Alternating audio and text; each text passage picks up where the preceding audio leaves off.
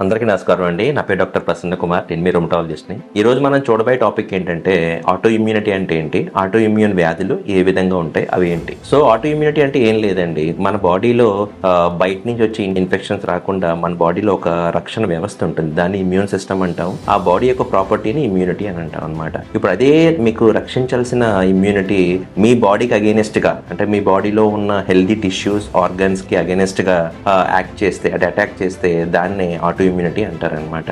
So ఇందులో మీకు example, ఈ ఆటో ఇమ్యూన్ డిసీజెస్ లో మీకు చాలా కామన్ ఎగ్జాంపుల్స్ చెప్పాలంటే హషిమోటోస్ థైరాయిడైటిస్ అంటాం అనమాట. ఇందులో ఏంటంటే మనకి థైరాయిడ్ ప్రాబ్లమ్స్ చాలా వరకు చూస్తాం, అదొక type of auto immune disorder. అలాగే ఏంటంటే చిన్న పిల్లల్లో మనకి డయాబెటీస్ వస్తుంది, టైప్ 1 డయాబెటీస్, అది కూడా ఆటో ఇమ్యూన్ డిసీజే. అలాగే యాజ్ ఏ రొమటాలజిస్ట్ మేము ఫ్రీక్వెంట్ గా చూసే ఆర్థరైటిస్ లో one of the important arthritis ఏంటంటే రొమటాయిడ్ ఆర్థరైటిస్. ఇందులో ఏంటంటే ఆటో ఇమ్యూనిటీ వల్ల పేషెంట్స్ యొక్క జాయింట్స్ ఏవైతే ఉంటాయో అవన్నీ కూడా స్వెల్ అయిపోవడం, వాపు, నొప్పి, దృఢత్వం, ఈ మూడు కలిపి సిమ్టమ్స్ ఈ విధంగా వస్తాయన్నమాట. సో యాజ్ ఏ రొమటాలజిస్ట్ నేను చూసే ఆటో ఇమ్యూన్ వ్యాధులను ఏమంటారంటే ఆటో ఇమ్యూన్ రొమాటిక్ డిసీజెస్ అంటారండి. సో ఆటో ఇమ్యూన్ రొమాటిక్ డిసార్డర్స్ ఏంటంటే 4 బ్రాడ్ కేటగిరీస్ లో వస్తాయండి. అందులో ఫస్ట్ మోస్ట్ ఇంపార్టెంట్ కేటగిరీ ఏంటంటే, ఇందులో ఏంటంటే ముఖ్యంగా కీళ్ళవాతంతో వస్తారు. సో దీన్ని ఏంటంటే ఆర్థరైటిస్ ప్రిడామినెంట్ అంటారు అనమాట. సో ఇందులో ఏముంటాయంటే మనకి best examples rheumatoid arthritis, psoriatic arthritis, crystal arthropathy అంటే గౌట్,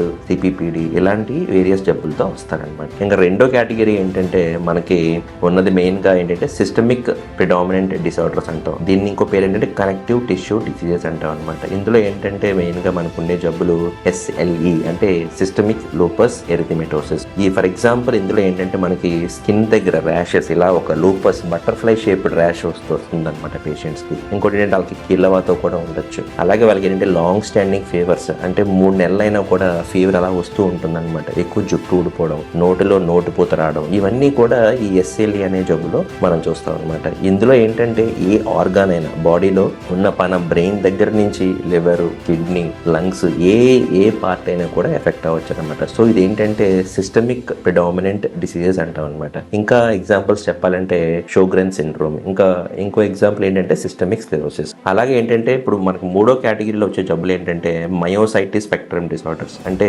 కండరాల బలహీనత, కండరాల వీక్నెస్ ఉంటుంది. అంటే ఎగ్జాంపుల్స్ ఏంటంటే ఈ కండరాలు ఉన్నాయి కదండి, ఈ కండరాల వీక్నెస్, ఇవి తొడ కండరాలు రెండు కూడా వీక్నెస్ తో కొంతమంది వస్తారనమాట. వీటిని మయోసైటిస్ స్పెక్ట్రమ్ డిసార్డర్స్ అంటారు. ఇందులో వచ్చే ఎగ్జాంపుల్స్ ఏంటంటే డెర్మటోమయోసైటిస్ అనేది బెస్ట్ ఎగ్జాంపుల్. అందులో ఏంటంటే యూజువల్ గా స్కిన్ మీద, చర్మం మీద దద్దుర్లు, అలాగే ఏంటంటే మజిల్ వీక్నెస్, కండరాల బలహీనత, వీటితో పేషెంట్స్ మా దగ్గరికి వస్తారనమాట. ఇంకా మిగిలింది ఏంటంటే నాలుగో కేటగిరీ ఏంటంటే దాన్ని ఏమంటారంటే వాస్క్యులైటిస్. వాస్క్యులైటిస్ అంటే అర్థం ఏంటంటే మనకి ఇప్పుడు వాస్క్యులార్ అంటే రక్తనాళాలు అనమాట. అంటే ఇప్పుడు రక్తనాళాలు మన బాడీలో రక్తాన్ని సరఫరా చేస్తుంది. సో ఆ రక్తనాళాల్లో ఏమైనా వాపు వచ్చి అది మూసుకుపోతే దాన్ని ఇన్ఫ్లమేషన్ అంటాం అనమాట. సో వాస్క్యులార్ ఇన్ఫ్లమేషన్ అంటే ఆ బ్లడ్ వెజల్ లో ఇన్ఫ్లమేషన్ అని జరిగితే అది వాపు వచ్చి మూసుకుపోతుంది, దాన్ని ఏమంటారు వాస్క్యులైటిస్ అని అంటాం అనమాట. అందులో ఏమవుతుందంటే బాడీలో ఏ పార్ట్కి అయితే ఈ బ్లడ్ వెజల్ వెళ్తుందో అది మూసుకుపోవడం వల్ల ఆ పార్ట్కి బ్లడ్ సప్లై ఆగిపోతుంది. అందులో ఉన్న ఎగ్జాంపుల్స్ ఏంటంటే మెయిన్ గా మనకి మీకు కామన్ గా ఉండే జబ్బులు ఏంటంటే టకయసు ఆర్టర్, ఇంకోటి జైంట్ సెల్ ఆర్థరైటిస్, ఇంకా చెప్పాలంటే యాంకా వాస్క్యులైటిస్ అని అంటారు అనమాట. సో ఈ విధంగా మన ఆటో ఇమ్యూన్ రొమాటిక్ డిసీజెస్ అనేవి మనకి ఈ విధంగా ఉంటాయి అనమాట. సో మన నెక్స్ట్ వీడియోలో ఏంటంటే ఈ ఆటో ఇమ్యూన్ రొమాటిక్ డిసీజెస్ లో వచ్చే లక్షణాలు ఏంటి and some of the common fact ఏంటనేది నెక్స్ట్ వీడియోలో మనం చూద్దాం.